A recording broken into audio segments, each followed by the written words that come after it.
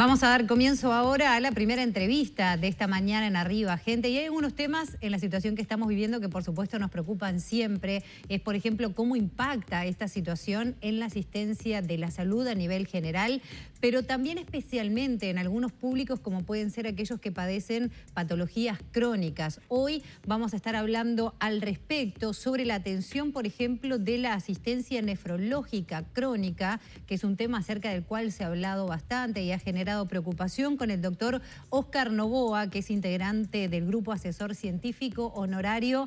Primero le damos la bienvenida y los muy buenos días, doctor. Gracias por su tiempo.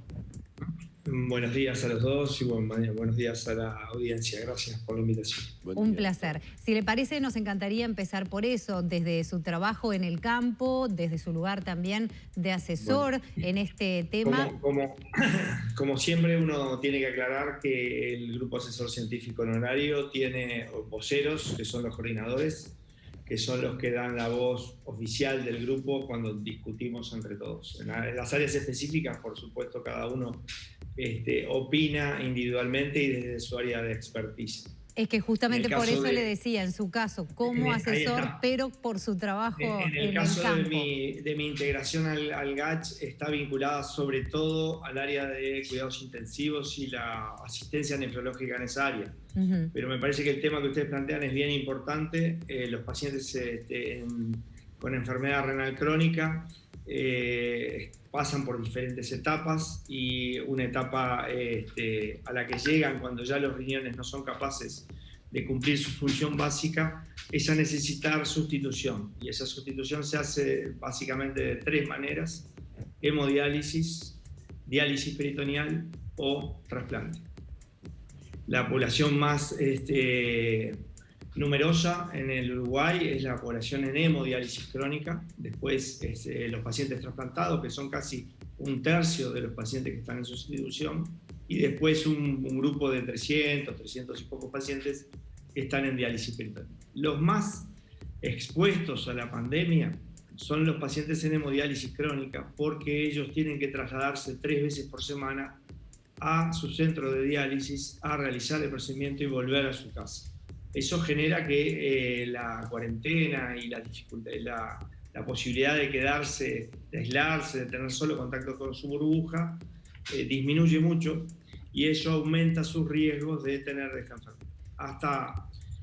Lo otro que es importante saber, que está bien demostrado que este grupo de individuos tiene más riesgo de que, si contrae la enfermedad, tenga un curso complicado y que tenga potencialidad de mala evolución.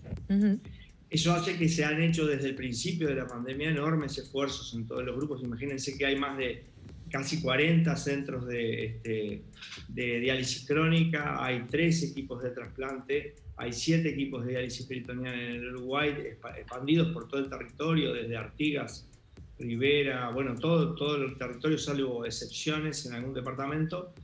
Eso hace que todos esos equipos han hecho un esfuerzo muy grande para evitar que nuestros pacientes contraigan la enfermedad.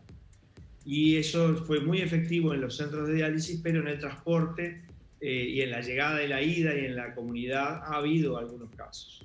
Ahí hubo un esfuerzo muy grande de la Asociación de Trasplantados del Uruguay, que logró conveniar la posibilidad de generar para muchos pacientes transporte individual, que fueran solos y volvieran solos en algún sistema tipo taxi o tipo de ese tipo de situaciones a los centros de diálisis. Y eso mejoró y hizo que Uruguay hasta marzo, hasta el inicio de marzo, cuando se presentaron por el Día Mundial del Riñón los datos de cómo veníamos por el Fondo Nacional de Recursos, veníamos en un universo de 2.500 pacientes en diálisis, había infectados unos 90, y de ellos unos 80, y de esos solo 9 habían fallecido, lo cual nos daba que teníamos una letalidad del 11%, que era muy inferior a la letalidad que había habido en España, en Francia, en Estados Unidos, aún en Chile y Argentina,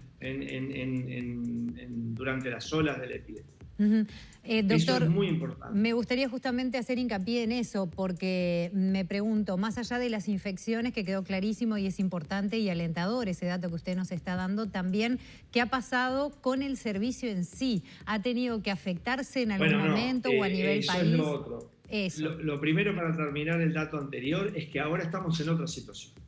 Y eso me parece que es importante. El hecho de que haya mucha circulación comunitaria ha puesto en mucho riesgo y han aumentado los casos de pacientes en diálisis con la enfermedad. Al aumentar los casos, eso aumenta su riesgo y aumenta la probabilidad, que no tenemos esos números todavía, que esos números puedan empeorar. Y eso es un concepto que es importante, que los pacientes que tienen condición de fragilidad por enfermedad, como otros grupos que tienen fragilidad, necesitan bajar el número de contagios. Ellos también necesitan que el número de casos que tengamos sea menor para poder controlar su propia enfermedad, porque la mejor forma de controlar su enfermedad es que no la contraiga.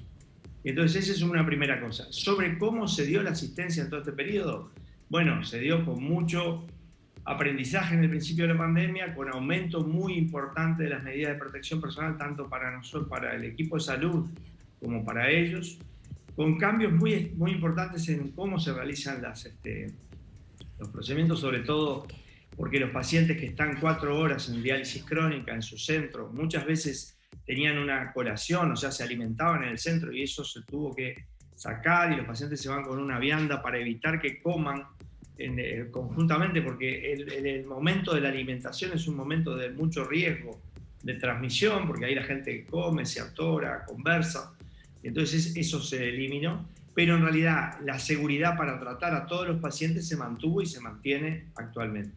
Obvio que hemos tenido problemas de cuarentenas, hemos tenido problemas de personal de salud infectado y que por lo tanto no pudo participar, pero uno de los aspectos, por ejemplo, que fue muy importante es que en diciembre, en Montevideo, donde hay muchos centros de diálisis crónica, se constituyó un centro COVID. Es decir, los pacientes que están cursando la enfermedad, pero que no tienen elementos de riesgo durante la evolución de la enfermedad, que son clasificados como verdes, van a un centro específico de todos los otros centros de diálisis donde se dializa a los pacientes que están siendo positivos. Eso disminuyó mucho la dispersión un esfuerzo muy grande de los colegas que allí trabajan, pero disminuyó mucho la dispersión del COVID entre los centros. Eso se pudo hacer en Montevideo, no así en el interior, donde muchas veces hay un solo centro de diálisis por departamento, a no ser Canelones, que tiene más, pero si no, básicamente hay un centro de diálisis por departamento. ¿Qué otro problema hay? Es que en todo Uruguay,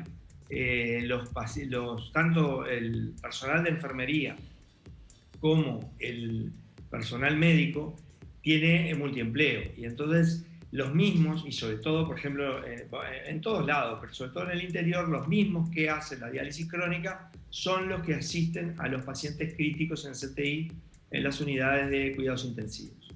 Y esa es la otra pata del problema, y donde en realidad en este momento estamos con mayor tensión asistencial.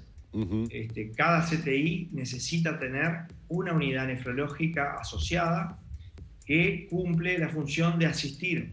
Ustedes saben que el criterio para ingreso a CTI es que exista disfunción de una función vital. Bueno, entonces muchos de los pacientes con COVID, dentro de la disfunción orgánica múltiple que tienen, pueden tener insuficiencia renal extrema y necesitar diálisis. ¿Qué pasa con los equipos, si entonces? Doctor, ¿qué pasa con los equipos? ¿Hay disponibilidad de equipos suficientes, ya sea para la atención en general? El equipamiento para diálisis crónica no es el problema. El equipamiento para la diálisis de agudo, nosotros como uno de los documentos que se elaboraron en el GACH-STOCI, se elaboró un mapa de cómo estaba el Uruguay en esas circunstancias. En ese mapa se vio que todos los centros tenían equipamiento, tenían posibilidad de tener algún backup, o sea, algún equipo adicional, pero tampoco no hay una capacidad, o sea, de crecimiento. Capaz que hay que entender algo, ¿no? El equipo de hemodiálisis necesita ser un equipo, es un equipo sofisticado que necesita insumos adicionales, que necesita también trabajar con un sistema de ósmosis que trate el agua que nosotros recibimos de la canilla para que pueda ser utilizada como baño de diálisis, y necesita una expertise de los técnicos de diálisis, de los licenciados y del nefrólogo que participa. Pero a diferencia de, por ejemplo, los respiradores, para entender bien, no es que se precise uno por cada paciente, sino que se hace un procedimiento que dura promedialmente 4 horas por cada paciente, a veces en forma diaria, a veces sí se puede cada 48 horas, como es que tienen los pacientes en diálisis crónica. Entonces, con un equipo de diálisis se puede asistir a varios pacientes. Eso ha hecho que se ha aumentado el número de pacientes que se dializan a expensas de mayor trabajo del grupo humano que está participando en esa situación. Entonces eso es lo que está pasando. La mayoría de los colegas en todos los centros están dializando en las unidades críticas. El otro componente que dificulta un poco esa situación es lo que le pasa también a los intensivistas, es el equipamiento de protección personal que genera una distancia mayor con el paciente y una dificultad para hacer los procedimientos, pero que se están llevando a cabo por ahora en forma adecuada, con mucho mayor estrés. Sí, clarísima realmente la exposición y se lo agradecemos porque es un tema que, como comentábamos, ha traído bastante preocupación. Los enfermos crónicos en general, justamente de su especialidad en particular, están en una situación más que delicada. Así que gracias por estos minutos y por este tiempo para echar luz sobre la situación real que se está viviendo en ese ámbito. Muchísimas gracias. Bueno, gracias a ustedes. Un placer. Y un gusto estar. El gusto es nuestro. Estábamos hablando con el doctor Oscar Novoa, nefrólogo, integrante del Grupo Asesor Honorario del Gobierno.